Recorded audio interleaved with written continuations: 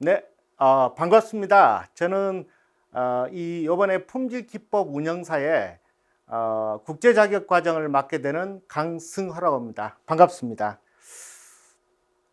저 같은 경우는 제 소개를 먼저 하자면은 저는 모 회사에서 개발 품질부터 해서 품질 분야의 전반적인 부분, 품질 기획, 공정 품질 관리, 그다음 개발 품질 보증부터 부품 품질 보증, 신뢰성 품질 보증, 그다음에 고객 품질 보증, 그다음에 식스 시그마 등의 품질 개선 등의 업무를 포함해서 약 한 30여 년 동안 제가 경험을 한 이력이 있습니다. 그래서 그 경험을 바탕으로 해서 여러분들과 같이 제가 제 노하우를 한번 전수를 시켜 드리고자 합니다. 자, 그럼 먼저 품질 경영의 개요가 되겠습니다. 자, 여기 품질 경영에 대한 개요가 있습니다만은 먼저 품질 경영에 대한 개요를 들어가기 앞서서 자, 여러분들 같이 품질이란 무엇이냐, 품질에 대한 기본적인 부분부터 같이 한번 얘기를 나누도록 하겠습니다. 여러분들 알다시피 물건 품자죠, 품자가. 그리고 질, 여러분도 아시는 물건의 질입니다. 자, 그럼 물건의 질인 우리가 품질이란 게 도대체 어떻게 생겨났느냐라는 부분이 여러분들도 궁금하실 겁니다. 그래서 일반적으로 우리가 제품의 품질을 품질이라고 여러분들 다 인식하고 계시는 걸로 알고 있습니다. 근데 품질이란 게 어떻게 해서 나오는 거죠? 기본적으로 품질, 제품을 만들기 위해서는 뭔가 프로세스, 공정이라는 게 있을 거 아니겠습니까? 그래서 이 공정상에서는 또 여러 가지 사람도 필요하고, 그다음 설비도 필요할 거고, 그다음에 재료도 필요하고, 그죠? 등등의 여러 가지 것들이 필요합니다. 그래서 공정에서의 어떤 품질 관리가 그 다음 단계에 이루어지고, 그 다음 단계에 비로소 이제 품질 또 시스템이라는 게 필요합니다. 거기 공장을 짓기 위해서는 여러 가지 자본도 들어가야 되고, 자금도 들어가고, 또 거기에 대한 전반적인 어떤 큰 프로세스와 시스템 부분도 들어가야 되는 거죠. 그래서 마지막 단계는 우리가 시스템이라고 불리는 것들입니다. 그래서 우리가 일반적으로 제가 말씀드리고자 하는 부분은 품질이란 것 자체가 단순히 제품 품질만의 부분이 아니고 공정의 전체 공정 프로세스에 대한 얘기 부분하고, 그 다음에 시스템적인 관점에서의 전반적인 것을 모두 다 포함한 것이다. 그래서 이제 우리가 여기 보시면은 품질 경영이라는 게 지금 그런 맥락에서 나온 내용이라고 이해를 하시면 될 것 같습니다. 여기서 이제 여러 가지 그 주어진 요구사항들이 있죠. 여기는.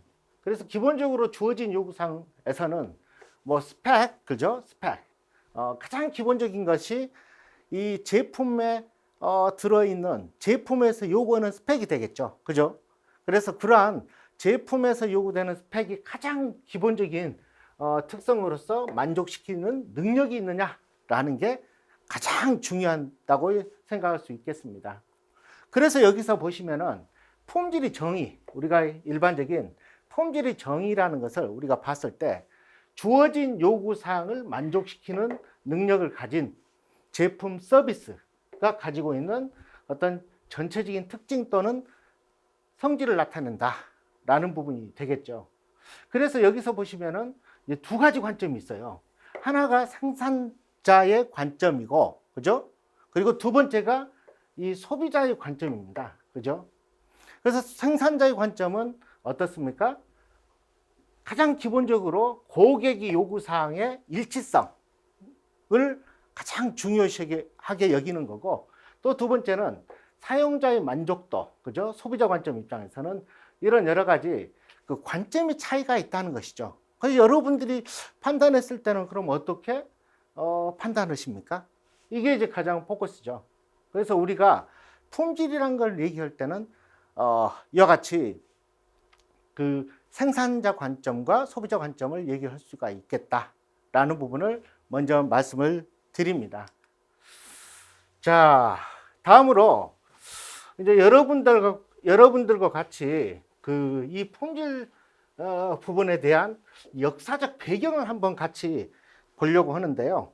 지금 여기에 작성되어 있는 자 이런 이제 부분들이 설명을 드리기 위해서는 먼저 품질에 대한 역사를 먼저 말씀을 드리고자 합니다. 제가 이제 1988년도에 그 어느 회사를 입사를 했는데 L 회사라는 데를 입사를 했는데 그 회사에서는 일본 업체와 우리 엘모 업체가 50대 50으로 합작을 하는 회사였습니다.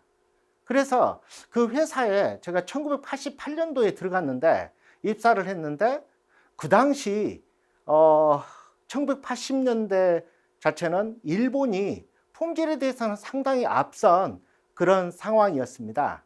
그래서 제가 그 회사를 들어갔더니 그 회사에서는 이미 그 지금도 이제 유효한 공정 품질 관리 SPC라고 있지 않습니까?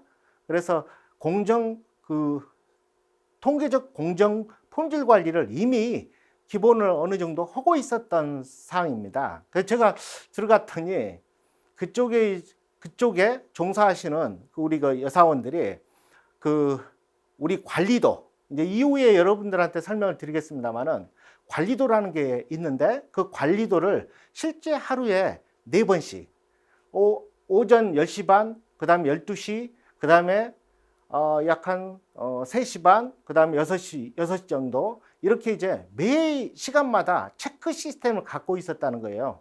그래서 벌써 지금 20여 년이 훨씬 지난 30여 년이 다 돼 가는데 그때 1980년도에 일본의 품질 관리가 상당히 발전이 돼 있는 상황이었다는 거죠. 그래서 그 부분을 먼저 말씀드리는 게 품질의 역사를 한번 여러분들한테 설명을 좀 드리겠습니다. 일반적으로 이 품질의 역사가 어느 부분부터 시작되냐면요.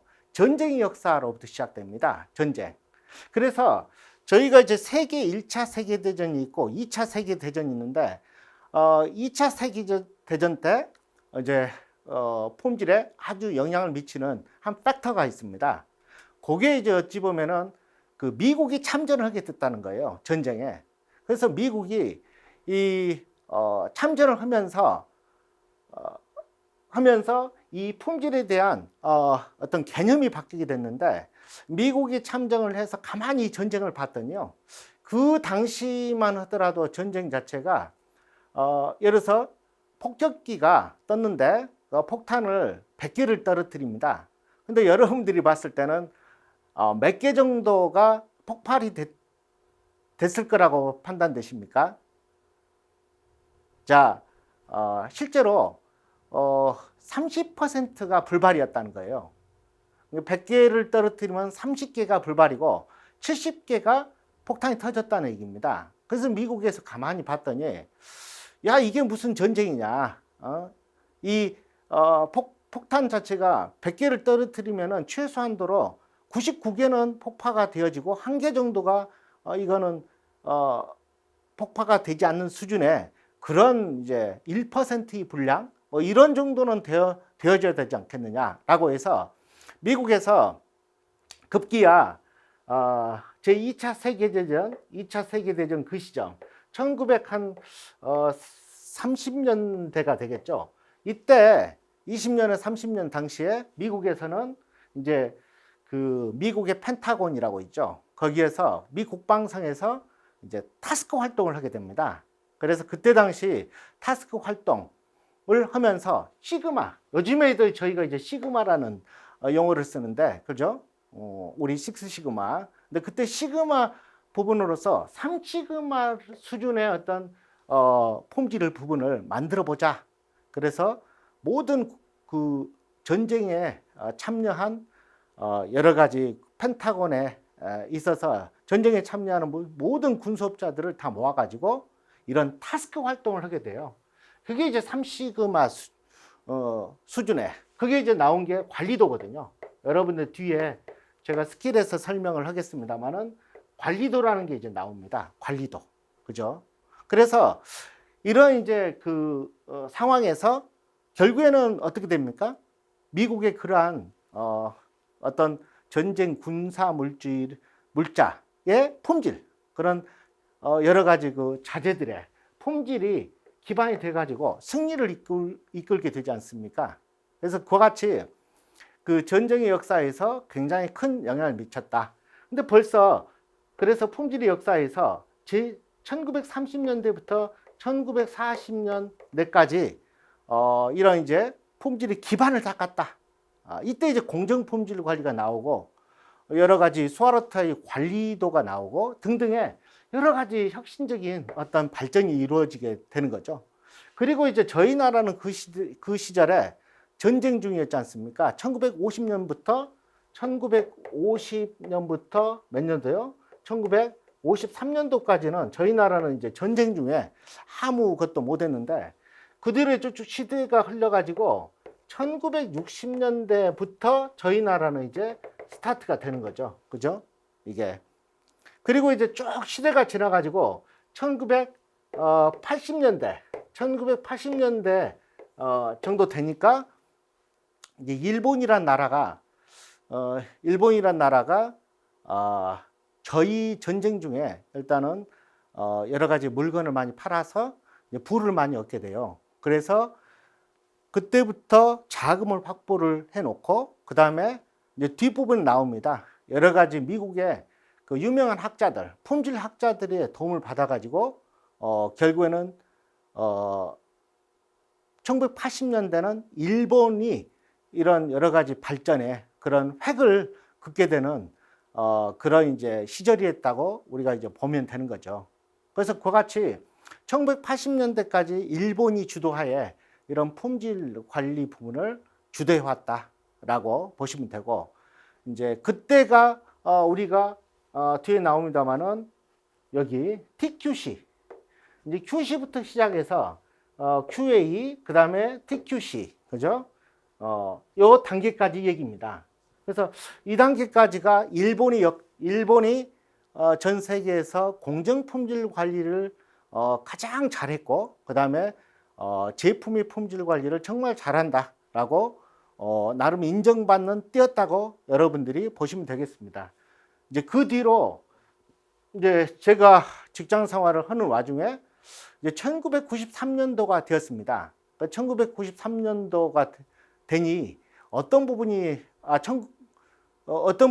얘기들이 나왔느냐면은 그때 이제 ISO라는 거, 여러분들이 혹시 이제 제가 듣기로는 ISO가 언제 나왔느냐?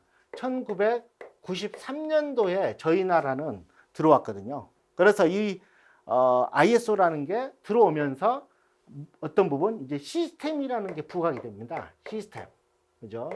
그래서 시스템이라는 게 부각이 되면서 이제 TQM의 가장 기본적인 어떤 쪽으로 이제 넘어가게 되는 거죠. 이 TQC에서 TQM으로 넘어가는 하나의 큰 시발점이 된다는 거죠. 예, 그게 이제 대단히 큰, 역사적으로 봤을 때는 큰 팩터입니다, 사실. 그래서 저 같은 경우는 그때 그 ISO 9000을 저희 회사에 시스템 셋업을 한 때가 언제였냐면요, 제가 1994년도예요. 1994년도에 제가 ISO라는 걸 가지고 이제 IS 9002, 그때 시절에는 IS 9001, IS 9002, IS 9003, IS 9004라는 게 있었거든요. 그래서 저희 회사는 IS 9002를 제가 주관을 해가지고 시스템 셋업을 하게 됐습니다. 그래서 다음 해에 제가 이제 IS 9001 개발 프로세스를 다시 재정립을 해서 IS 9001로 다시 이제 보완을 했죠. 그로부터 지금까지 이제 시스템 관점의 어떤 품질 보증 체계, 그죠? 시스템 관점의 어떤 이런 품질 보증 체계랄지 품질 경영에 대한 이런 체계가 되어졌다고 봐집니다. 그래서 여러분들이 보시다시피 품질 경영에 있어서 발전 단계가 이제 QC라는 거 제일 먼저. 그래서 우리나라는 아마도 1960년대가 해당되지 않을까 봐집니다. 그래서 1960년대는 저희가 전쟁 이후에 이제 그 제품이 없었지 않습니까? 그래서 어떻게 하면은 물건이 없기 때문에 만들기만 하면은 팔리던 시대였어요. 이때만 하더라도. 그러다 보니까 중요한 게 뭐겠습니까? 자, 만들어진 제품이 분량이 어떻게 하면은 최소화되느냐, 덜 나느냐가 포커스가 되겠죠. 그러다 보니까 그 OQC, 지금으로 말하면 OQC라는데 그 출하품질적 검사, 출하 검사에서 이게 양품이냐 분량이라는 게 가장 중요한 때이기도 합니다. 그래서 QC, 품질하면 QC였다는 얘기죠. 1960년대만 하더라도 뭐 70년대까지도 마찬가지였죠. 그래서 그때 당시 지금 이제 60 넘으신 분들 중에서 그때 사업을 하셨던 분들은 품질 하면은 어떻게 생각하느냐? 아, QC다. 검사가 가장 중요한 거다. 해서 이 QC라는 부분에 대해서 가장 포커스를 하게 된 때였다고 봐집니다. 그 다음에 자 이제 그 다음에 검사 쪽 다음에는 이제 어떻게 넘어가죠? 검사 쪽 다음에는 그 다음에는 이제 우리가 공정품질 관리 쪽. 자, 이제 그 뒤에 기업들이 많이 늘어나지 않겠습니까? 그래서 기업들이 많이 늘어나다 보니까 그 다음에는 이 기업들이 경쟁을 하게 되잖아요. 서로가 이 경쟁을 하게 됩니다. 그래서 경쟁을 하다 보니까 어떻게 되죠? 어떻게 하면은 분량을 줄일까 쪽으로 이제 포커스가 맞춰지는 거죠. 다시 말해서 어떻게 하면 분량을 줄일까 하는 것 자체가 어떻게 하면은 공정에서 만드는 어떤 제조 공정에서 그러한 로스를 줄일까, 분량이 어디가 났는지 요인 파악도 하고 이제 관리 프로세스로 들어가게 됩니다. 그게 이제 어떤 면에서는 우리가 얘기하는 공정품질 관리 시대가 이제 열리는 거죠. 공정품질 관리 시대. 그래서 공정품질 관리 시대가 이제 1970년도부터 시작이 돼서 이제 이 공정품질 부분을 어떻게 잘 만드느냐 하는 쪽으로 넘어가게 됩니다. 그게 이제 어떤 면에서는 누가 잘했느냐? 일본이 잘했다는 거죠. 일본 기업들이 잘했다는 겁니다. 그래서 저희 나라는 이제 마찬가지로 그때 당시만 하더라도 일본에 상당히 뒤졌죠. 그래가지고 그때 이제 한국에서 일본으로 여행 갔다 오신 분마다 뭘 샀죠? 코끼리 밥통이라고 그런 이제 가전제품들을 이제 일본에서 저희가 사게 된 겁니다. 그 뒤로 이제 1990년대가 넘어가면서는 아까도 말씀드렸다시피 뭐가 나오죠? 이제 ISO라는 게 나오죠. ISO. 그래서 IS 9000 시리즈가 나오고 IS 9001로 통일됐습니다만은 나중에는 이제 이러한 시스템과 프로세스에 이제 기반한 유럽에서 만들어진 이런 이제 제도가 이제 품질 보증 체계도 다시 말해서 품질 보증 시스템이라고 부르는 게 이제 시작이 되었다는 거죠. 여러분들 잘 아시다시피 여러분들 현재 모든 기업체에서 IS 9000이 인증이 없는 그런 이제 회사는 없지 않습니까? 그처럼 이제 지금은 이런 이제 품질 보증 시스템으로 다 지금 현재는 넘어와 있다는 거죠. 그리고 그 뒤에 이제 기업들이 더 많이 글로벌로 생기다 보니까 어떤 일이 생겼겠습니까? 그 다음부터는 여러 가지 기법들이 이제 막 나오는 거예요. 어떤 주도하에? 시장 주도하에. 그래서 지트 여기 보시면은 문제 해결 기법들이 막 쏟아져 나오는데 여기 보시면 지트라는 게 여기 있죠. 지트가 뭡니까? 일본의 자동차 회사인 도요타가 just in time 얼마만큼 딱딱 맞춰서 제품을 생산해낼 수 있는 모든 어떤 타이밍에 맞게끔 생산해서 최적의 어떤 로스를 줄이자, 그죠? 이런 이제 kanban 시스템이랄지 여러 가지 시스템들을 개발하게 됐어요. 그래서 일본의 도요타가 그때 당시만 하더라도 세계적으로 가장 그 유력한 자동차 회사가 되어진 어떤 스킬 중에 하나죠. 뭐 이런 스킬들도 저희가 공부를 많이 그때 다녔습니다. 배우려고. 그런 게 이 지트 관리가 있고요. 또 뒤에 제가 따로 설명을 드리겠습니다만은 식스 시그마라는 기법이 또 있죠. 식스 시그마. 그래서 이 식스 시그마의 기법 부분이 지금도 이제 마찬가지로 아직까지는 식스 시그마만큼 어떤 문제 해결 기법에서 좋은 기법은 없다고 판단되어집니다. 그래서 지금 식스 시그마라는 기법도 지금까지 한 3년 됐습니다만은 저 같은 경우도 접한 지가 13년 전에 접한 식스 시그마가 지금까지도 상당한 어떤 역할을 하고 있다. 저희 회사 제가 다녔던 회사조차도 이 식스 시그마에 대해서 대단히 열성적으로 저희도 가르쳐주고 공부를 했던 그런 기억이 납니다.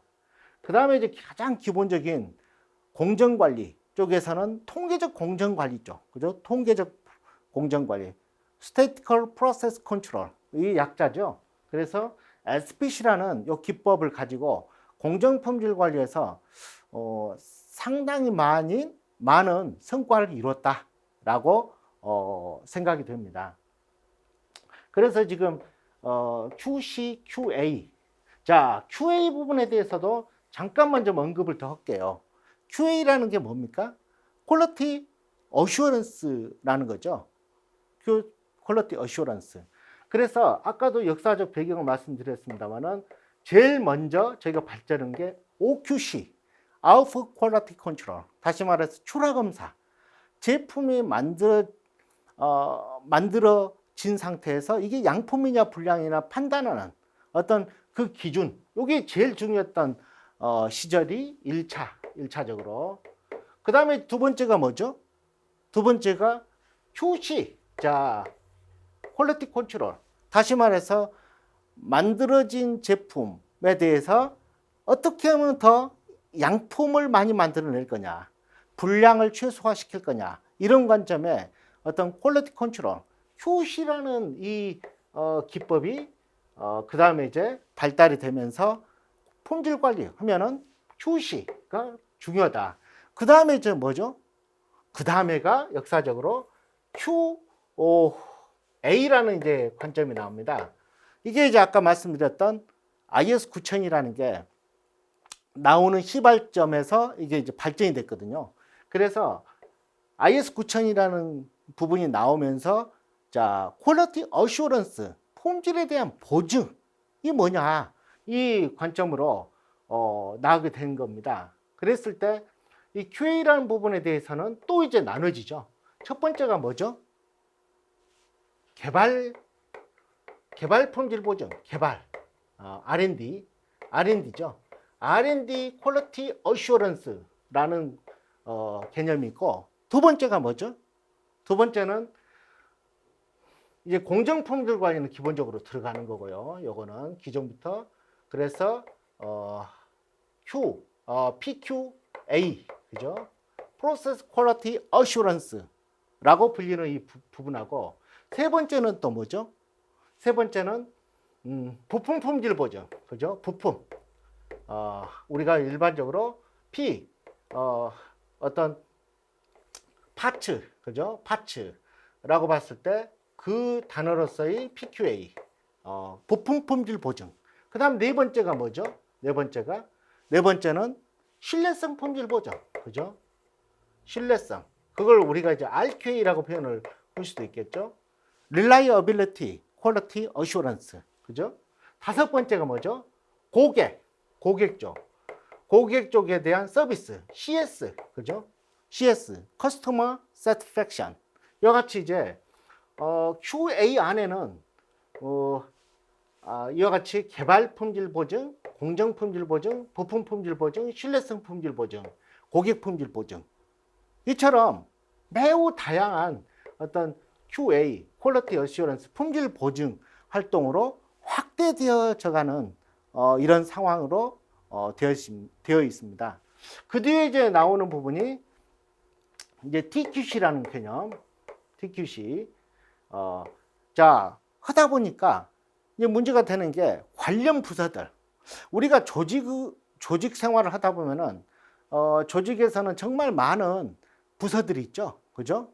부서들이 뭐가 있죠? 자, 그 부서들을 조금 더 좀 제가 설명을 잠깐 그럼 드릴게요. 여러분들이 직장 생활을 해보신 분들은 따로 말씀을 제가 드릴 필요가 없는데, 이제 직장 생활을 해보지 않으신 분들이라면은 이 개념을 좀 알고 짚고 넘어가야 될 것 같습니다. 첫 번째, 어느 회사나 가보면요, 회사에 가보시면은 두 개 부문이 있죠. 하나가 뭐죠? 하나가 관리직이라는 게 있죠. 관리직, 관리부서. 그 다음에 두 번째가 뭐죠? 생산에 관련된 어떤 기능 직종들이 있습니다. 생산. 자, 관리라는 부분은 뭐죠? 첫 번째. 자, 기획관리라는 게 있을 수 있고요. 기획관리. 두 번째는 뭐죠? 총무팀. 총무. 자, 세 번째가 뭐죠? 인사팀. 네 번째가 뭐죠? 환경안전. 이런 이제 일반적인 그 부서들이 일반 기업체, 제조업종 같은 경우, 제가 이제 제조업종에서 한 30여 년 정도 생활을 하다 보니까 이제 제조업종 위주로 제가 좀 설명을 드리겠습니다. 먼저 기획관리는 뭡니까? 기획관리는 1년 동안의 예산. 이게 회사라는 게 존재를 하는데, 우리가 이제 회사는 뭡니까? 기본적으로 돈을 벌어야 되는, 이익을 남겨야 되는 하나의 집단이죠, 사실. 그래야 이제 존재 이유죠, 그게 이제 기획관리가 어떻게 하면은 우리 회사를 항상 수익이 남는, 그죠? 이익이 남는 회사로 만들 건지, 그죠? 재무제표를 통해서 이런 이제 부분에 역할을 하게 되는 거고요. 총무는 뭐죠?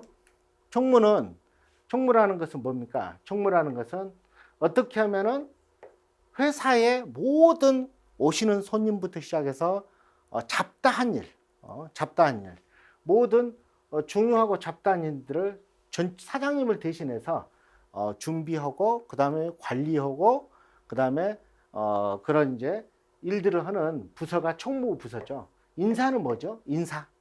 인사는 어떤 부서죠?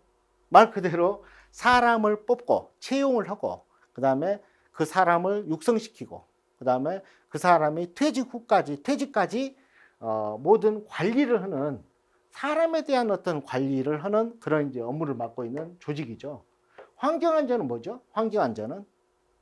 환경안전이라는 것은 말 그대로 회사에, 여러분들 회사, 집도 마찬가지지만은 회사에서는 전기도 있어야 되고, 전기 공사도 해야 되고, 칸막이 공사도 해야 되고, 그 다음에 여러분들이 건물도 필요하면 지어야 되고, 그죠? 그 다음에 여름에 시원하게 에어컨도 틀어야 되고, 이런 이제 여러 가지 이제 회사가 존재하는데 여러 가지 환경 조성을 해야 될 일이 많습니다. 그래서 그런 이제 환경 조성을 하는 데 있어서 이 환경 안전이 모든 일을 해 나가고 있다고 보시면 되죠. 예. 자, 그 다음에 이제 여러분들이 생산 조직을 보도록 하죠. 첫 번째 생산 조직의 회사에서의 조직은 뭘까요? 영업이죠. 영업은 뭐죠? 영업은 고객을 이제 우리가 팔 수 있는 팔아야 되는 물건에 대한 고객을 잡아야 되겠죠. 그래서 고객의 프로모션도 하고, 그 다음에 고객들이 어떠한 제품이 필요할까라는 거에 대한 니즈 파악도 하고, 정말 중요한 일을 하죠. 제일 첫 단추죠. 그 다음에 두 번째가 뭐죠?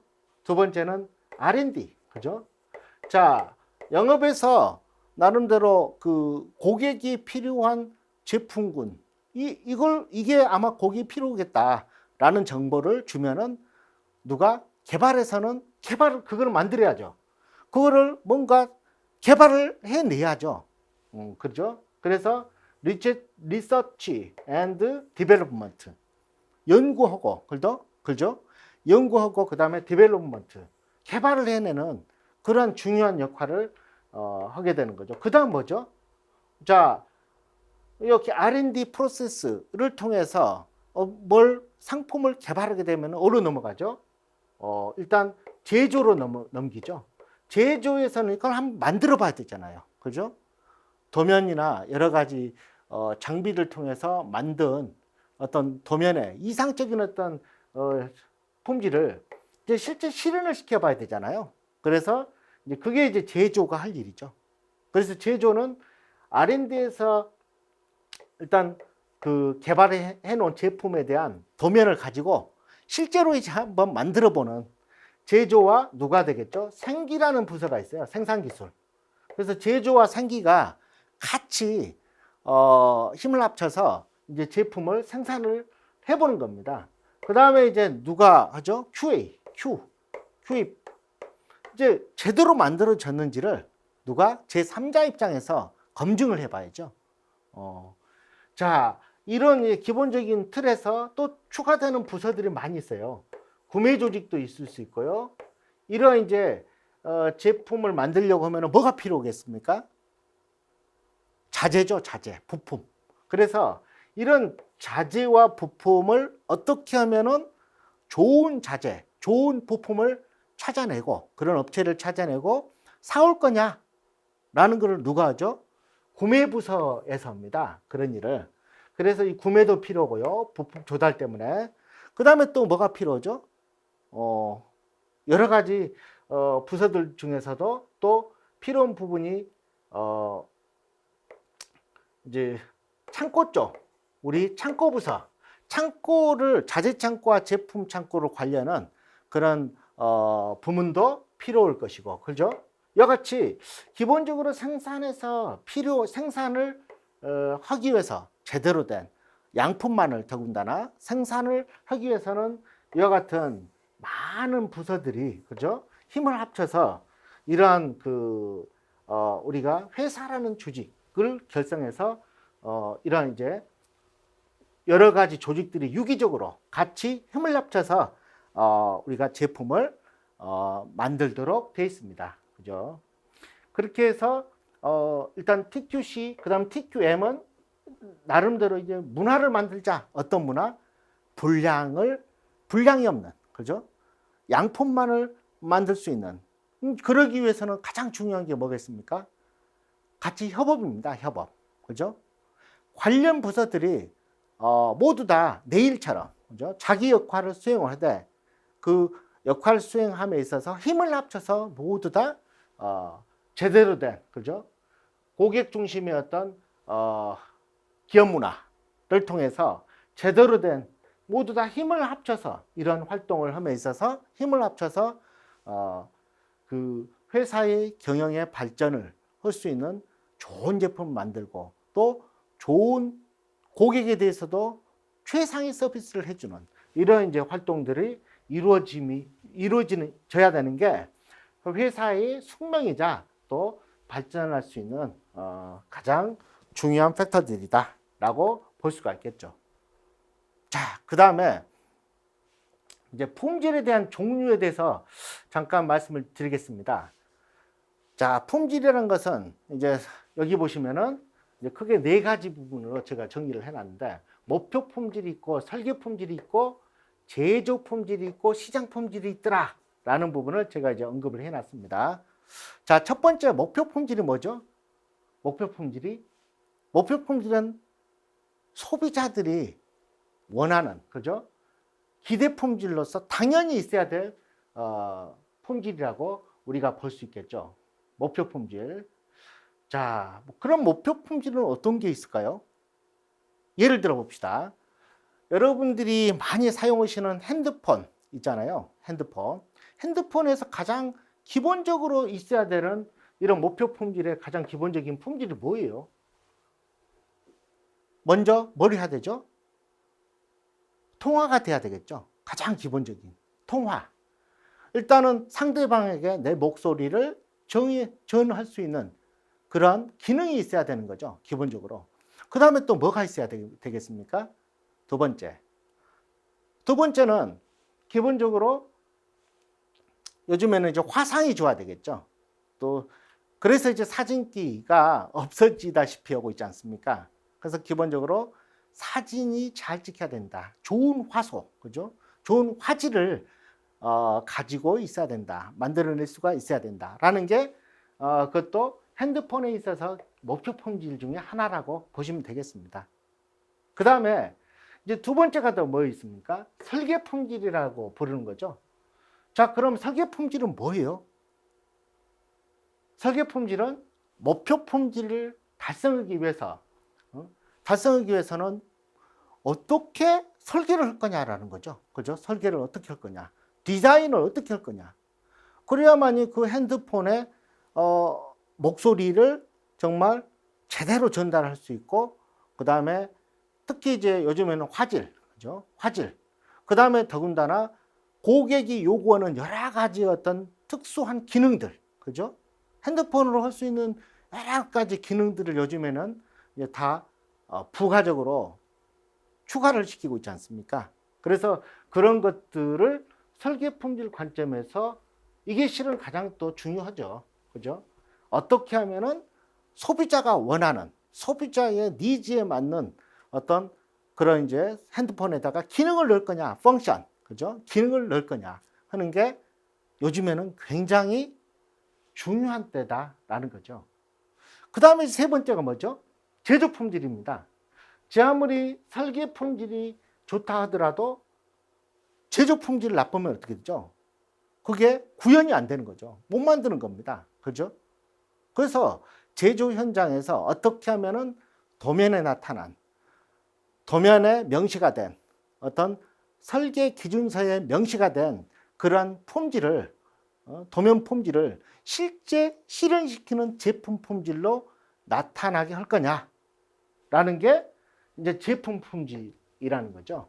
그래서 적합 품질, 실제로 제조된 품질 특성, 실제 실현되는 그래서 품질이라고 우리가 일명 얘기를 합니다. 이 설계 품질은 기획 품질, 근데 이상 품질, 기획 품질이라고 부르는 반면에 제조는 뭐라 합니까?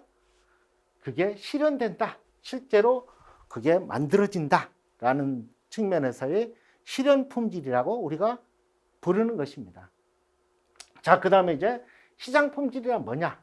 시장 품질은 실제로 이렇게 만들어졌을 때, 그죠? 당연히 있어야 되는 품질 기반으로 설계를 하고, 그 다음에 제조를 했을 때, 그게 실제로 고객한테 만족을 주느냐는 거죠. 예. 그게 이제 뭐냐? 이 시장 품질이라는 거죠. 이 시장 품질. 예. 실제 만족을 주는 그 수준이 되느냐? 시장 품질에 대한 그 판정은 어떻게 하죠? 만족도 조사라는 걸 일반적으로 합니다. 기업에서는. 만족도 조사, CSI, Customer Satisfaction Index라는 그 고객 만족도. 그래서 회사별로 자기 회사의 나름대로 차별화된 여러 가지 방법들을 쓰고 있어요. L모 그 회사에서는 세탁기다. 예를 든다면 세탁기다 하면 어떻게 하겠습니까? 세탁기 같은 경우는 주부들이 가장 많이 쓰는 용품 중에 하나죠. 그래서 누가 가장 많이 그걸 이해를 하고 그 다음에 판정을 하겠습니까? 판단을 하고 주부죠. 그래서 세탁기 같은 경우 주부들이 평가단을 구성을 해서 이 주부들이 판단을 하는 거죠. 판정을 하고 얼마만큼 이 세탁기 성능이 상대적으로 좋은지 나쁜지 뭘 더 추가를 시켜야 되는지 등등의 이러한 이제 평가를 맡게 되는 게 우리 그 평가 주부단이라는 프로세스를 운영을 하고 있는 회사도 있습니다. 굉장히 고무적인 어떤 사항이라고 봐집니다. 그래서 저희가 이런 품질 부분에 대해서 여러 가지 지금까지 역사, 그죠? 품질 역사, 그 다음에 이 품질에 대한 네 가지 특성에 대해서 공부를 했고, 자, 다음번에는 우리가 품질 특성의 8가지 범주에 대해서 한번 알아보기로 할까요? 자, 8가지 범주가 있습니다. 그죠? 첫 번째 뭐죠? 조금 더 디테일하게 한번 봐볼까요? 성능이라는 게 있죠. 성능. 성능이 뭐예요? 성능이. 퍼포먼스라고 되어 있는 성능은 아까 말씀드렸듯이 가장 기본적인 기능이다 라는 거죠. 기능. 가장 기본적인 기능, 성능. 핸드폰이다 하면 아까 성능의 기능이 뭐예요?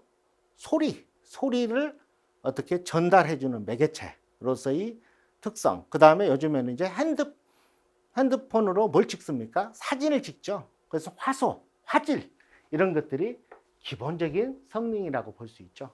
그죠? 그 다음에 두 번째 뭐죠? 특징. 자, 제품의 특징. 우리 제품, 우리가 생산하고 있는 제품의 특징이 뭐냐? 어필할 수 있는 부분이죠.